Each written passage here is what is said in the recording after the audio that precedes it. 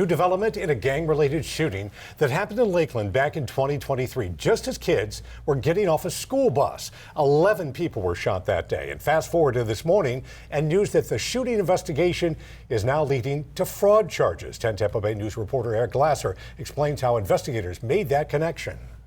Well, prosecutors here at the U.S. Attorney's Office in Tampa say this case shows an increasing sophistication among street-level gangs, stretching far beyond drugs and violence. We have seen a major evolution of gang criminal activity into the white-collar fraud area. What started as a violent gang investigation in Lakeland has now led federal prosecutors to a massive fraud scheme. They have used it as a way to garner funds in a very efficient fashion. They were smart enough to do that.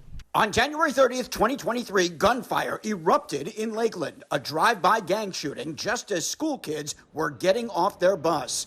Detectives made arrests, but during their investigation, started to see a pattern. We didn't go into this shooting looking for PPR fraud. That's not the way that occurred. But when we found it, we certainly, made a phone call to our federal partners, and they were like, absolutely. The uncovered fraud showed gang members receiving $233,000 in pandemic relief loans, setting up bogus companies, applying for payroll relief that was never paid back. There was no business, there was no payroll, and it was a scam from the beginning. Watchdog groups estimate that nationwide $64 billion was fraudulently obtained during the pandemic-era Paycheck Protection Program, money that investigators say was easy to get, but hard to track. You don't typically see that involved in street-level criminal gangs, but you're seeing it today.